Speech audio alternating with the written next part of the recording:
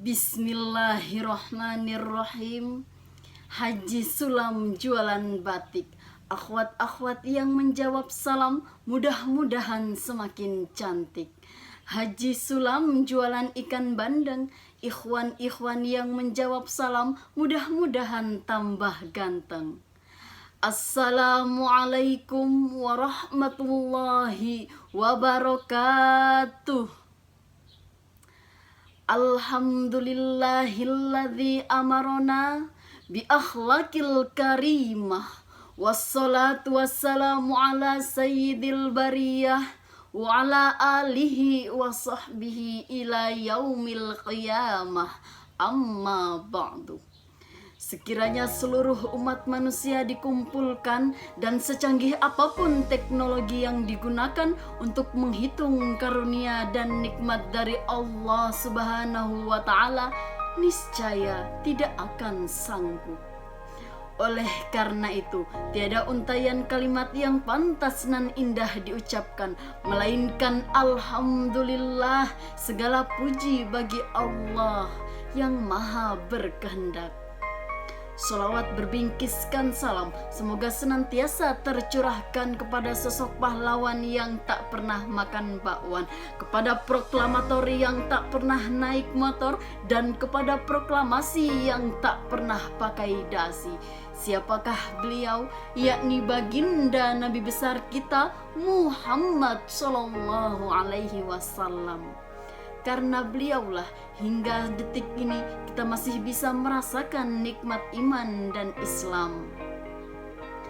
Hadirin yang dirahmati Allah, Al-Quran adalah kitab yang diturunkan secara berangsur-angsur oleh Allah Subhanahu wa Ta'ala kepada Nabi Muhammad Sallallahu Alaihi Wasallam melalui malaikat Jibril. Kitab ini terdiri dari 30 juz, 144 surat, dan 6.236 ayat. Al-Quran adalah kitab terlengkap sehingga dapat menjadi petunjuk bagi semua aspek kehidupan manusia. Dimulai kita bangun tidur di subuh hari sampai kita terlelap di malam hari. Bahkan merupakan petunjuk dari kita lahir hingga kita kembali ke liang lahat. Kelengkapan petunjuk dalam isi Al-Quran juga ditemukan dalam dunia sains. Oleh karena itu, pada kesempatan kali ini saya akan menyampaikan kultum yang berjudul Eksistensi Hukum Newton 1 dalam Al-Quran. Hadirin rahimakumullah, sebagaimana yang kita ketahui bahwa Isaac Newton telah menemukan hukum 1 Newton yang berbunyi, jika resultan gaya pada suatu benda sama dengan 0, maka benda yang mula-mula diam akan tetap diam, dan benda yang mula-mula bergerak akan tetap bergerak dengan kecepatan yang tetap. Hukum 1 Newton ini biasa disebut juga dengan hukum kelembaban benda, dan secara matematis dapat ditulis dengan sigma F sama dengan 0.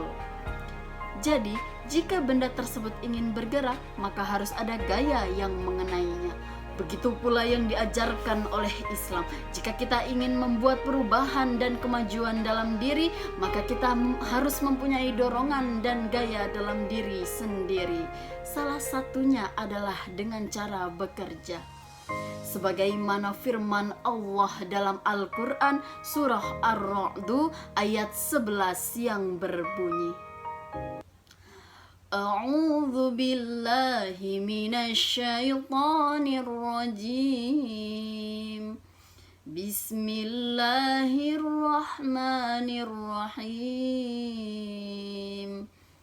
Innallaha la yughayyiru ma biqaumin hatta yughayyiru ma bi anfusihim.